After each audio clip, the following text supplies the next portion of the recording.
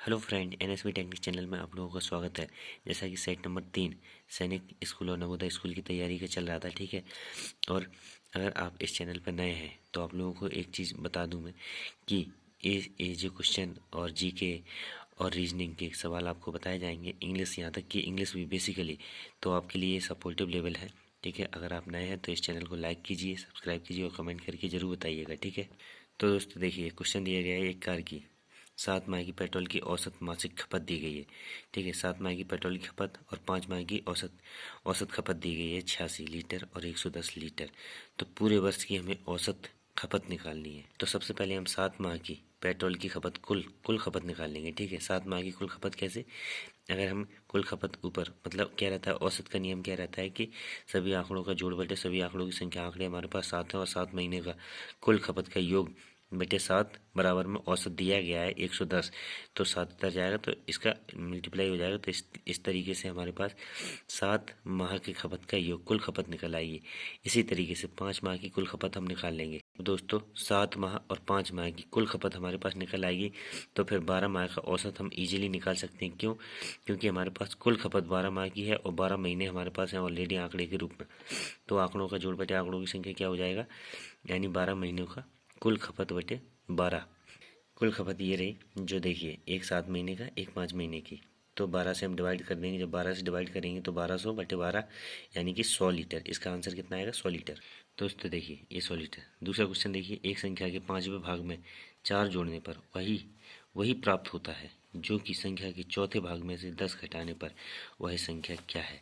तो वह संख्या हमें निकालनी है। तो दोस्तों एक चीज़ बताइए, 4 ऑप्शन हमारे सामने है, यानी कि चारों संख्या हो सकती हैं। इस तरीके से हम इन चारों संख्याओं को वेरीफाई करा देंगे। पहली कंडीशन क्या है कि 5वें भाग में 4 जोड़ने पर। तो सबसे पहले हम 5 का डिवाइड दे देंगे सभी संख्याओं में। जब हमने फ्रेंड्स 5 का डिवाइड दिया तो देखिए, एक का 48, 52 और 56 आया। तीसरी कंडीशन में भी आएगा, लेकिन इसमें लिखा हुआ था कि चौथे भाग में से 10 घटाने पर। तो 5 का डिवाइड देने के बाद अब हम इसमें से 10 क्या करते हैं, अगर हम 4 से भाग देंगे तब हमें 10 घटाना है, और अगर हम 5 से भाग देंगे तो दोस्तों हमें 4 जोड़ना है। तो सभी में हम क्या करेंगे, अब 4 4 जोड़ देंगे। देखिए, जब हमने 48 में 4 जोड़ा 52 हो गया, 52 में जोड़ा 56 हो गया, 56 में जोड़ा तो 60 हो गया। इसी तरीके से अगली कंडीशन क्या है कि 5वें भाग, अब हम क्या करेंगे, 5 का भाग देंगे इनमें। सबसे ये 5वां भाग में 4 जोड़ दिया। अब इसके बाद संख्या के चौथे भाग में से, यानी कि इसका चौथा भाग निकालेंगे। ये संख्या है, सब में 4 का डिवाइड देंगे और 10 घटाएंगे। तो दोस्तों जब हमने 4 का डिवाइड दिया तो कितना आया, 60, 65 और 70, और लास्ट वाली में डिवाइड जा नहीं रहा था, ठीक है। तो इसका मतलब एक लास्ट वाली संख्या तो है ही नहीं, ठीक है। इसके बाद हमने क्या किया, 10 घटाया। जब 10 घटाया हमने 50, 55, 60।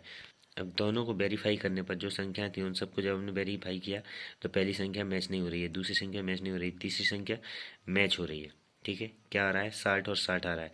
इसका मतलब ये हुई कि तीसरे नंबर की जो संख्या है वही संख्या ऐसी है, केवल यही संख्या एक ऐसी है जिसमें से यदि हम 5वें भाग में इसमें 5 का भाग दें और 4 जोड़ें, ठीक है, और यदि हम 4 का भाग दें, इसी संख्या में 4 का भाग दें और 10 घटाएं, तो हमें वही संख्या प्राप्त होगी। देखिए, वही प्राप्त होता है, ये लिखा हुआ है कंडीशन। देखिए, और वह संख्या हमें बतानी है। तो ये संख्या 280 है। केवल फ्रेंड्स वेरीफाई कराना है हमें बस। अगला क्वेश्चन देखिए, 100 रुपये को 2:5, 6, 7 के अनुपात के रूप में विभाजित किया गया है, ठीक है।